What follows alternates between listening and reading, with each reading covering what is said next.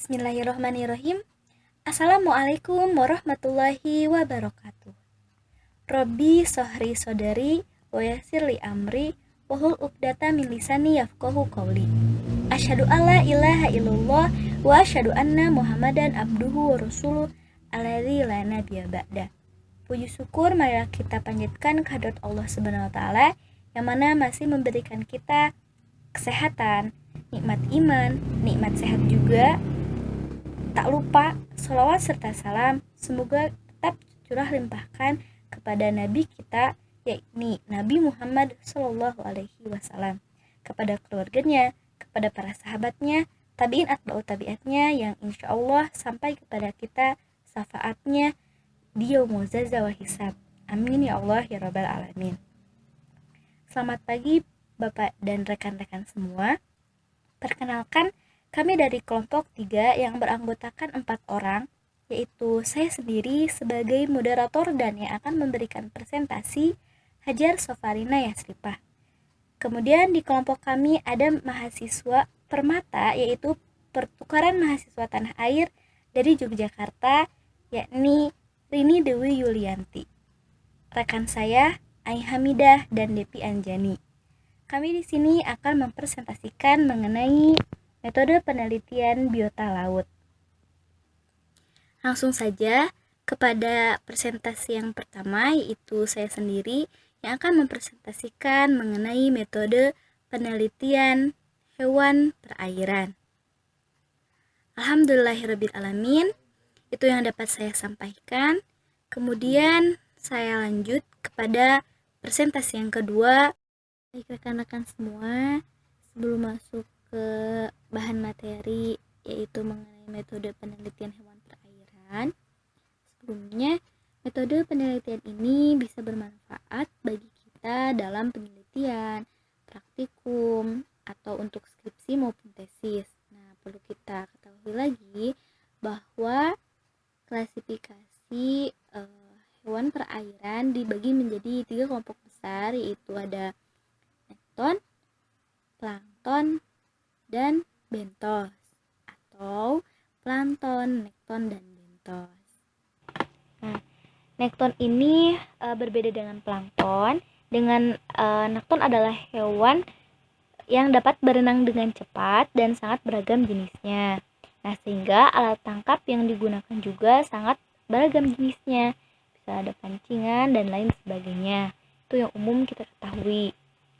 Kemudian alat yang digunakan untuk pengambilan plankton itu tidak dapat digunakan untuk mengumpulkan nekton, karena selain ukuran nektonnya itu yang umumnya besar, nah gerakan mereka juga sangat cepat, sehingga jaring plankton yang geraknya itu relatif sangat lamban dapat mudah dilewati oleh nekton.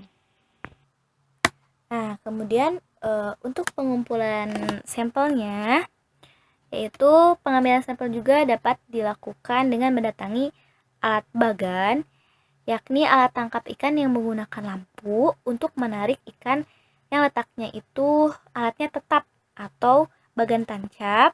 Nah, atau yang alatnya itu dapat berpindah-pindah atau bagan apung. Nah, contoh penelitian nekton ini di laut yaitu ikan cakalang dan cumi-cumi. Kalau untuk penelitian atau penangkapan ikan cakalang, yaitu mengikuti operasi penangkapan kapal cakalang yang menggunakan pancing HUHT dan ditambah data dari tempat pelelangan ikan. Jika penangkapan cumi-cumi atau cara pengambilan sampel cumi-cumi, alat tangkap cumi-cumi itu disebut lambayang. Nah, dioperasikan oleh 2 nelayan dengan 2 buah sampan atau perahu. Di kategori tersebut dicatat pada lembaran data oleh peneliti yang berenang sepanjang garis transek yang diletakkan secara paralel dengan tepian terumbu. Nah, penelitian ini metode ini oleh ahli bioekologi sering dipakai dalam studi penilaian dampak alami dan antropogenik terhadap komunitas karang dan perbandingan morfologi dari komunitas karang.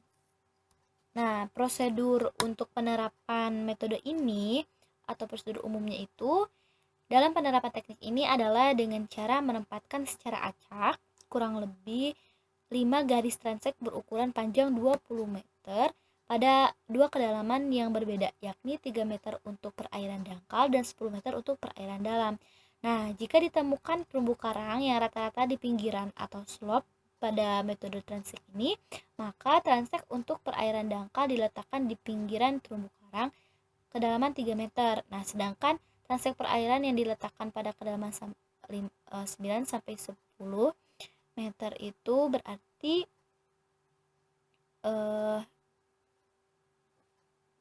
diletakkan di yang perairan dalam atau yang perairan dalam. Kemudian ada metode Mantatou. Nah, teknik Mantatou ini dipergunakan untuk menilai secara luas perubahan pada komunitas bentik dari terumbu karang, di mana keseluruhan komunitas karang dapat diteliti dalam luasan yang sangat besar. Nah, teknik ini juga meliputi penarikan atau tow. Pengamat menggunakan tali dan papan manta di belakang speedboat. Ya. Penarikan dilakukan dengan kecepatan yang konstan selama kurang lebih 2 menit. Selama penarikan, pengamatan melakukan pencatatan tentang persen penutupan karang hidup ataupun mati maupun karang lunak serta data yang lainnya. Nah, selanjutnya yaitu metode transek sabuk. Nah, prinsip dasar pemakaian metode ini oleh ahli biologi didasarkan pada kenyataan bahwa karang jenis Acropora hampir ditemukan di semua terumbu karang, sehingga bentuk pertumbuhan karang dikelompokkan atas kelompok Acropora dan non-Acropora. Nah, cakupan data dalam metode ini tidak saja terbatas pada karang itu sendiri, tapi juga biota-biota yang berasosiasi dengan karang seperti alga, spons, dan yang lainnya. Ya, gonadnya itu memanjang, kecil, hampir transparan. Kemudian jika matang atau sedang matang, nah mohon maaf, yang pertama kan tidak matang, kemudian sedang matang atau maturing. Nah, ini itu gonadnya itu membesar, berwarna jingga kekuning-kuningan. Butiran telurnya itu belum bisa dilihat oleh kasat mata atau dengan mata telanjang. Kemudian tingkat yang ketiga yaitu tadi matang atau matur. Nah, gonadnya itu berwarna putih kekuning-kuningan. Butiran telurnya sudah bisa dilihat oleh mata telanjang. Nah, siap pijah atau rib, butiran telurnya itu membesar dan berwarna kuning jernih. Dapat keluar dengan sedikit penekanan pada bagian perutnya. Jadi dapat keluar pada penekanan sedikit di bagian perutnya. Jadi jika bagian perut ikan ditekan keluar, berarti itu telurnya sedang pada masa siap pijah. Dan ada pijah atau spit. Nah, gonadnya itu mengecil tapi berwarna merah dan banyak terdapat pembuluh darah. Ini contoh tingkat kematangan gonad pada ikan cakalang. Nah, jika indeks gonad, jadi indeks gonad ini nanti berupa grafik ya, dilihat misalnya dari ikan cakalang, gonad jantan atau lebih banyak jantan ataupun betina, nanti dilihat di grafikan kalau untuk melihat indeks gonad. Misalnya dari jantan lebih banyak dari betina, misalnya 30 jantan lebih banyak dari 15 betina ataupun sebaliknya. Nah, kemudian ada analisis mengenai hubungan antara fekunditas dengan panjang berat. Jadi kan tadi fekunditas itu laju reproduksi.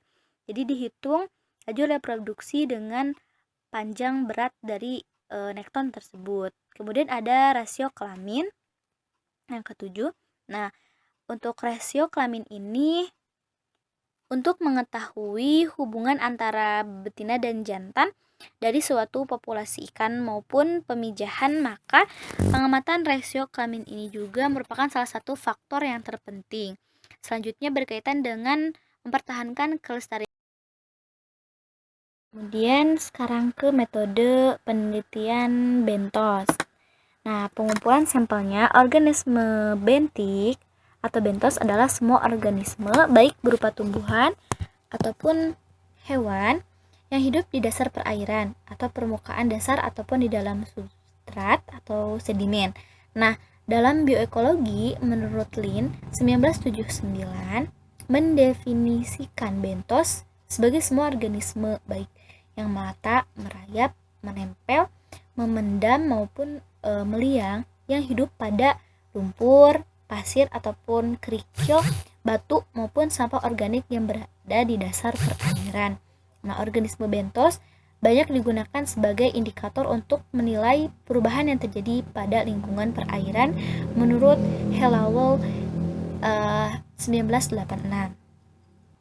Selanjutnya, untuk pengambilan sampel bentos baik jenis maupun jumlah individu dilakukan dengan cara mengambil contoh substrat dasar perairan. Jadi mengambil dari dasar perairan.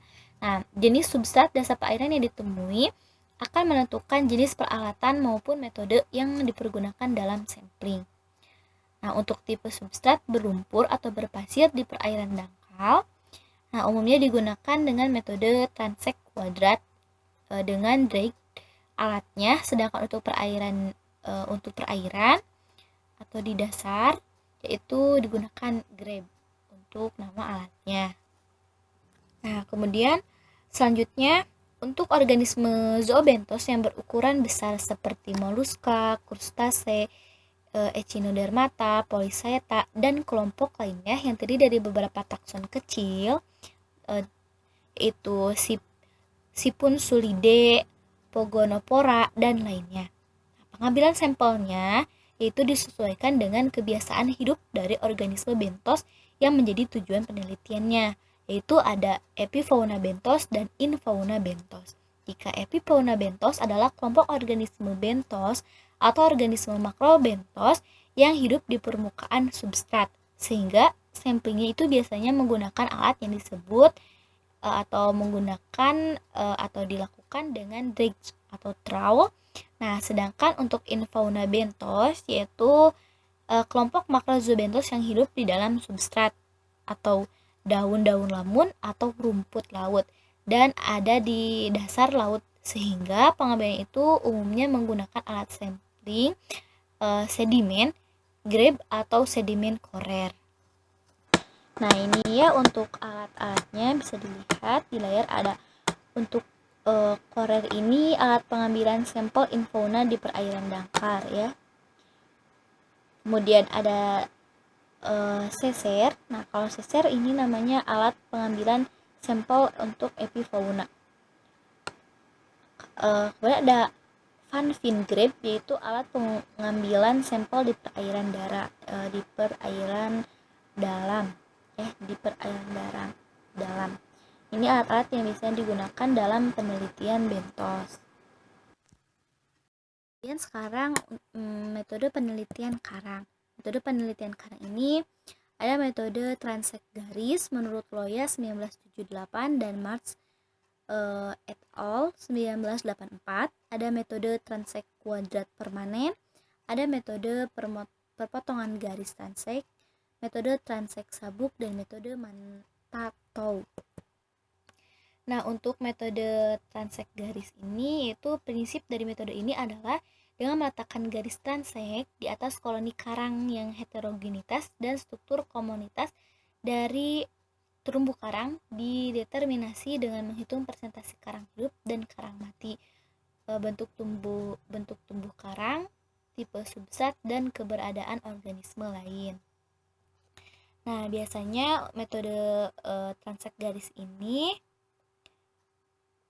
yaitu panjang tali transeknya bervariasi antara 10 sampai 50 meter dan dilakukan pada 3 kedalamannya. Ini ada di 3 meter, 5 meter, dan 10 meter tergantung keberadaan karang pada lokasi di masing-masing kedalaman dengan jarak antar transek yaitu 1 meter. Jadi kita seperti dengan tali atau bisa dengan rapia juga ya, tali rapia dibentangkan seperti itu. Nah, kemudian ada metode transek kuadrat permanen. Nah, metode ini sebenarnya didesain untuk memonitoring perubahan komunitas makrozoobentos dalam suatu waktu. Namun dalam perkembangannya, metode ini diaplikasikan juga untuk memonitoring kondisi biologi, pertumbuhan, mortalitas, dan rekrutmen dari karang secara permanen yang ditandai dengan meletakkan kuadran pada kedalaman 3 meter atau di pinggiran atau slope dari terumbu karang. Nah, untuk metode ini biasanya memerlukan kamera bawah air untuk memonitoring pertumbuhannya menurut Don 1981, Porter dan Meyer 1992. Nah, rekrutmen dan mortalitas dari koloni karang yang terdapat dalam kuadran menurut Connell 1976. Nah, serta proses sedimentasi di sekitar komunitas karang. Nah, selanjutnya ada metode perpotongan garis transek. Nah, komunitas dikarakteristikan dengan mempergunakan kategori bentuk tumbuh atau life form untuk menyediakan deskripsi morfologi dari komunitas karang. Kategori tersebut dicatat pada lembaran data oleh peneliti yang berenang sepanjang garis transek yang diletakkan secara paralel dengan tepian terumbu. Nah, penelitian ini metode ini oleh ahli bioekologi sering dipakai dalam studi penilaian dampak alami dan antropogenik terhadap komunitas karang dan perbandingan morfologi dari komunitas karang. Nah, prosedur untuk penerapan metode ini atau prosedur umumnya itu dalam penerapan teknik ini adalah dengan cara menempatkan secara acak kurang lebih 5 garis transek berukuran panjang 20 meter pada dua kedalaman yang berbeda, yakni 3 meter untuk perairan dangkal dan 10 meter untuk perairan dalam. Nah, jika ditemukan terumbu karang yang rata-rata di pinggiran atau slope pada metode transek ini, maka transek untuk perairan dangkal diletakkan di pinggiran terumbu karang kedalaman 3 meter. Nah, sedangkan transek perairan yang diletakkan pada kedalaman 9 sampai 10 meter itu berarti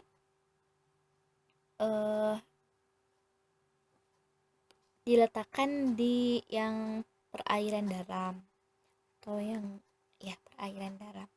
Kemudian ada metode Mantatou. Nah, teknik Mantatou ini dipergunakan untuk menilai secara luas perubahan pada komunitas bentik dari terumbu karang, di mana keseluruhan komunitas karang dapat diteliti dalam luasan yang sangat besar. Nah, teknik ini juga meliputi penarikan atau tow. Pengamat menggunakan tali dan papan manta di belakang speedboat. Ya. Penarikan dilakukan dengan kecepatan yang konstan selama kurang lebih 2 menit.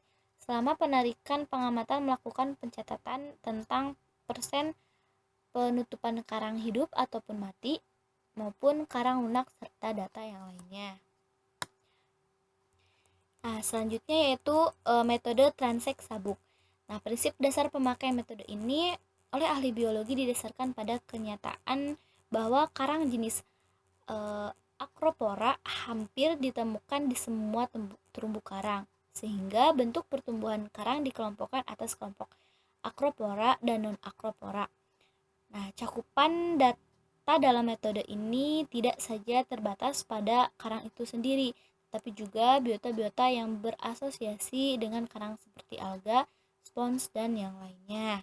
Kategori tersebut dicatat pada lembaran data oleh peneliti yang berenang sepanjang garis transek yang diletakkan secara paralel dengan tepian terumbu. Nah, penelitian ini metode ini oleh ahli bioekologi sering dipakai dalam studi penilaian dampak alami dan antropogenik terhadap komunitas karang dan perbandingan morfologi dari komunitas karang. Nah, prosedur untuk penerapan metode ini atau prosedur umumnya itu dalam penerapan teknik ini adalah dengan cara menempatkan secara acak kurang lebih 5 garis transek berukuran panjang 20 meter pada dua kedalaman yang berbeda, yakni 3 meter untuk perairan dangkal dan 10 meter untuk perairan dalam. Nah, jika ditemukan terumbu karang yang rata-rata di pinggiran atau slope pada metode transek ini, maka transek untuk perairan dangkal diletakkan di pinggiran terumbu karang kedalaman 3 meter. Nah, sedangkan transek perairan yang diletakkan pada kedalaman 9 sampai 10 meter itu berarti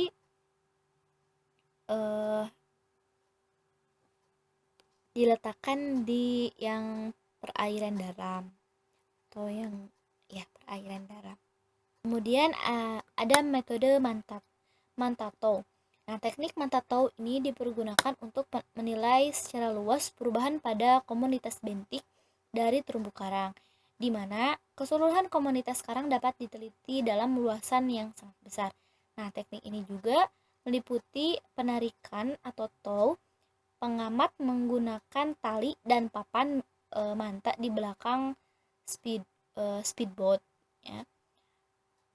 Penarikan dilakukan dengan kecepatan yang konstan selama kurang lebih 2 menit. Selama penarikan, pengamatan melakukan pencatatan tentang persen penutupan karang hidup ataupun mati maupun karang lunak serta data yang lainnya. Nah, selanjutnya yaitu metode transek sabuk. Nah, prinsip dasar pemakai metode ini oleh ahli biologi didasarkan pada kenyataan bahwa karang jenis Acropora hampir ditemukan di semua terumbu karang, sehingga bentuk pertumbuhan karang dikelompokkan atas kelompok Acropora dan non-Acropora. Nah, cakupan data dalam metode ini tidak saja terbatas pada karang itu sendiri, tapi juga biota-biota yang berasosiasi dengan karang seperti alga, spons, dan yang lainnya. Untuk karang Acropora yaitu atau karang meja merupakan genus kecil dari polip filum Cnidaria, sedangkan non-Acropora itu yang bentuk seperti kerak tapi tetap menempel pada substrat. Kemudian poin keempat ini yaitu metode penelitian ikan karang. Nah, metode penelitian ikan karang ini studi untuk menilai dan memonitoring populasi ikan karang dalam bioekologi dilakukan dengan teknik sensus secara visual atau visual sensus, yakni pencatatan jenis dan jumlah ikan yang berada sepanjang garis transek berukuran 5 meter. Berukuran 50 meter. Pencatatan biasanya dilakukan pada siang hari dengan menggunakan peralatan selam atau scuba dan mengacu pada metode perpotongan garis transek. Kemudian teknik sampling sensus visual terdiri dari 2 bagian, yakni mendeteksi kumpulan atau gerombolan ikan karang yang berada pada lokasi yang berbeda dengan menggunakan kategori kelimpahan. Kemudian yang kedua, menghitung jumlah individu ikan dan mengestimasi panjang totalnya dalam rangka mendeterminasi standing stok dan ukuran atau struktur ukuran populasi dari spesies-spesies. Nah, kedua teknik ini telah diuji coba pemakaiannya dan telah banyak mengalami modifikasi sesuai dengan tujuan ataupun kondisi penelitian, diantaranya untuk menilai secara kuantitatif komunitas ikan karang yang berbeda pada Great Barrier Reef menurut Craig 1981 dan Williams 1991.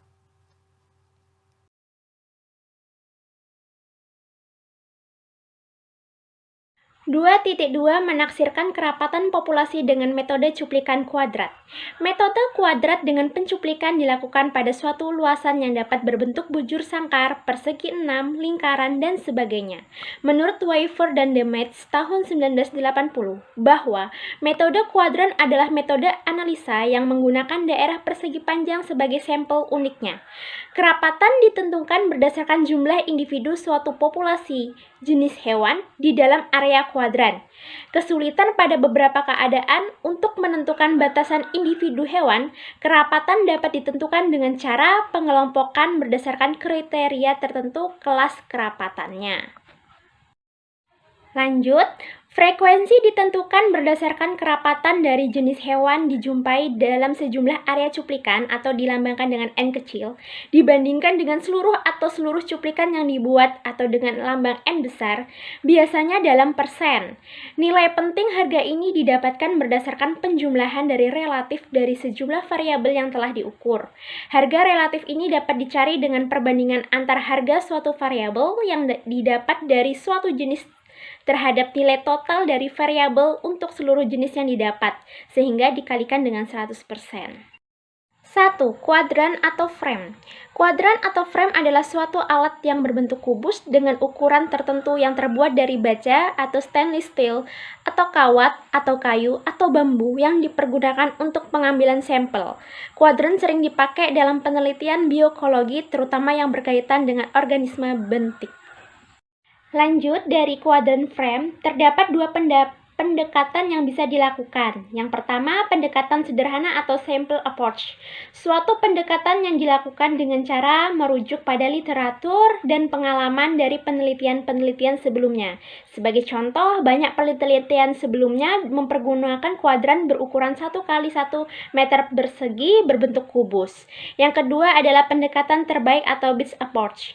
Suatu pendekatan yang mempertimbangkan faktor-faktor. Yang pertama ada statistik, adalah bentuk dan ukuran kuadran yang memberikan nilai presisi atau precision tertinggi secara statistik untuk ukuran luasan areal yang disampling dan atau biaya dan waktu yang terbaik. Yang kedua ada ekologi, adalah bentuk dan ukuran kuadran terbaik untuk menjawab pertanyaan-pertanyaan yang timbul secara ekologi. Dan yang ketiga ada logistik, adalah bentuk dan ukuran kuadrat yang paling mudah dibuat dan dipergunakan. Yang kedua adalah bentuk kuadran. Secara umum, bentuk kuadran didefinisikan sebagai suatu bentuk dari kuadran, apakah persegi panjang, lingkaran, kubus, persegi enam, atau bentuk lainnya, yang tidak beraturan yang dipakai dalam pengambilan sampel atau sampling. Masalah utama yang perlu dipertimbangkan terkait kuadran ini, ya dampak dari bentuk sisinya, adalah berkaitan dengan kesalahan perhitungan. Sebagai contoh, jika suatu individu berada tepat pada sisi kuadran, maka haruslah diputuskan apakah individu ini termasuk di dalam kuadran atau di luar kuadran. Lanjut, yang ketiga, ukuran kuadran. Areal penelitian biasanya dibagi ke dalam unit-unit sampling yang berukuran sama, dan keseluruhan kelompok dari unit-unit sampling tersebut membentuk suatu populasi atau definisi berdasarkan arti secara statistik. Oleh karena itu, total jumlah unit sampling yang tersedia di dalam suatu populasi tergantung dari hubungan antara luas dari suatu populasi, sama dengan total luas sampling, dan luas unit sampling sama dengan ukuran kuadran. Lanjut, keuntungan dari unit sampling berukuran kecil dibandingkan yang berukuran besar. 1. Lebih banyak unit sampling berukuran kecil yang dapat diambil dalam pengambilan sampel. Yang kedua, sampel dari beberapa unit berukuran kecil mempunyai derajat bebas atau degree of freedom yang lebih banyak dibandingkan dengan sampel dari unit yang berukuran besar, sehingga kesalahan statistiknya akan berkurang. Dan yang ketiga adalah unit sampling kecil akan mencakup habitat yang luas sehingga sampel lebih mewakili. Umumnya semakin kecil unit samplingnya, maka semakin akurat dan terwakilinya hasil yang diperoleh. 4. Dampak dari ukuran kuadran. 1. Jika ukuran kuadran yang dipergunakan dalam sampling bertambah secara tetap, maka pola distribusi kelompok populasi di alam mungkin akan berubah dari acak menjadi berkelompok dan akhirnya seragam. Yang kedua, ukuran kuadran terbesar akan lebih kecil dari ukuran rata-rata kelompok. Yang ketiga, ukuran kuadran terkecil akan lebih besar dari rata-rata ukuran suatu kelompok yang berdistribusi seragam. Jadi ini kebalikan dari yang kedua. Yang keempat, hubungan antara ukuran kuadran dan ukuran kelompok dapat dipergunakan untuk mendeteksi tingkat atau skala pengelompokan individu di dalam suatu populasi.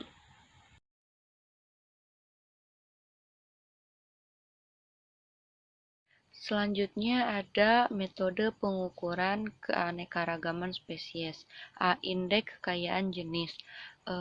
Konsep ini pertama kali dicetus oleh Minitos pada tahun 1967. Kekayaan jenis adalah jumlah jenis spesies dalam suatu komunitas. Persoalan mendasar yang merupakan kendala penting dalam penerapan konsep kekayaan jenis adalah bahwasanya seringkali tidak mungkin untuk menghitung semua jenis yang hidup dan tinggal dalam suatu komunitas alamiah. Oleh karena itu, perlu dilakukan pendugaan. Ukuran keanekaragaman berdasarkan konsep kekayaan jenis jumlah jenis sering kali mengikat sejalan dengan meningkatkan luas petak. Seperti seperti pada gambar yang tertera, jumlah jenis yang diamati seperti komunitas A dan komunitas B, dan ada jumlah unit contoh gitu. Selanjutnya ada beberapa pendekatan. Pada karakternya, ternyata tidak mudah untuk menjamin keseragaman ukuran unit. Contoh, sehubung dengan ini, Sanders pada tahun 1968 mengusulkan alternatifnya memecahkan masalah dengan menggunakan metode Rarefaction. Melalui metode ini dapat dihitung nilai harapan jumlah jenis dalam setiap unit contoh yang berukuran sama, misalnya 100 individu. Adapun perhitungan didasarkan pada rumus Sanders yang telah disempurnakan oleh Harvard pada tahun 1971 sebagai disajikan. Ada beberapa yang disajikan sebagai berikut. Yang pertama ada indeks Harvard pada tahun 1971 yang tertera pada gambar PPT di sini, di mana SN nilai harapan jumlah jenis, N kecil ukuran standar unit contoh jumlah individu terkecil, dan N besar jumlah total individu yang teramati, NI jumlah individu jenis ke-1. Sedangkan nilai keragaman dari SN tersebut dihitung dengan menggunakan rumus sebagai berikut.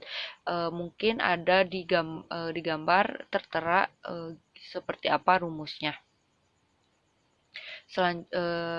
Selanjutnya adalah istilah X per Y adalah kombinasi yang dihitung sebagai berikut, ada tertera pada gambar. Langkah pertama adalah mengambil kelimpahan masing-masing jenis setiap ukuran plot dan memasukkan ke dalam persamaan, dan rumusnya pun sudah tertera di gambar. Yang kedua ada indeks Divertas Margalef. Rumusnya DMG sama dengan S min 1 per LNM. DMG itu indeks Margalef, S-nya itu jumlah jenis yang teramati, N jumlah total individu yang teramati, dan LN logaritma natural. Selanjutnya yang ketiga indeks Minhinik. Indeks ini indeks lain yang hampir serupa dengan konsep Margalef adalah indeks diversitas yang mempunyai rumus sebagai berikut, dan ini rumusnya DMN sama dengan S per DMN sama dengan S per N, di mana S adalah jumlah jenis dan N adalah jumlah total individu keseluruhan jenis yang teramati. Adapun teknik pencuplikan dan analisis keanekaragaman spesies. Analisis keanekaragaman spesies memerlukan data tentang spesies yang dianalisis. Ada dua yang sangat diperlukan, yaitu jumlah kekayaan jenis dan kerapatan atau kelimpahan.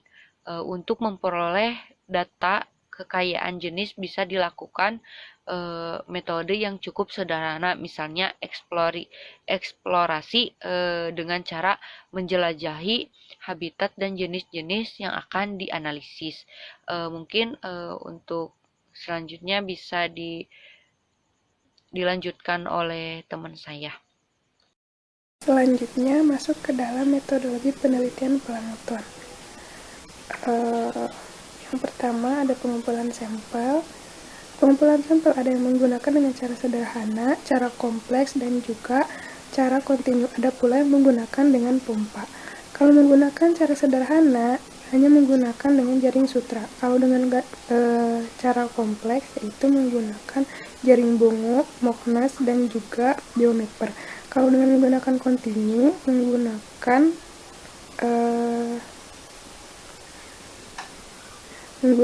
perekaman plankton. Selanjutnya ada analisis data. Yang pertama ada cara menghitung volume air tersaring, yang kedua cara menghitung dan mengidentifikasi fitoplankton, yang ketiga ada cara mencacah dan mengidentifikasi zooplankton. Untuk rumus-rumusnya bisa teman-teman lihat di PPT ataupun di video berikut. Selanjutnya ada analisis statistik. Analisis ini digunakan untuk mengetahui cara-cara menunjukkan kondisi komunitas plankton di suatu perairan, dilakukan dengan menggunakan indeks keanekaragaman, indeks kemerataan, indeks kekayaan, atau indeks kesamaan. Nah, yang pertama ada indeks keanekaragaman. Indeks ini digunakan untuk mengetahui keanekaragaman hayati biota yang diteliti. Apabila nilai indeks ini makin tinggi, berarti komunitas biota atau plankton di perairan itu makin beragam dan tidak didominasi oleh satu takson saja. Yang kedua ada indeks kemerataan. Indeks ini menunjukkan pola sebaran biota, yaitu merata atau tidak. Apabila nilai indeks ini tinggi, ini menandakan bahwa kandungan tiap takson atau jenis tidak berbeda banyak. Rumusnya bisa dilihat di PPT. Ada indeks kekayaan. Indeks kekayaan ini digunakan untuk mengetahui banyak sedikitnya takson serta konsentrasi biota dalam satu komunitas. Kalau suatu komunitas hanya terdiri dari satu takson, indeks akan sama dengan 0. Terakhir, ada indeks kesamaan. Indeks ini digunakan untuk membandingkan komposisi jenis tertentu dari seluruh stasiun antara satu penelitian dan penelitian lain di stasiun-stasiun yang sama. Nah, rumusnya bisa dilihat di PPT. Hasil dari perhitungan berkisar antara angka 0 dan 1. Angka 0 menunjukkan jenis yang terdapat pada kedua komunitas berbeda. Sedangkan angka 1 menunjukkan jenis yang terdapat pada kedua komunitas sama atau identik.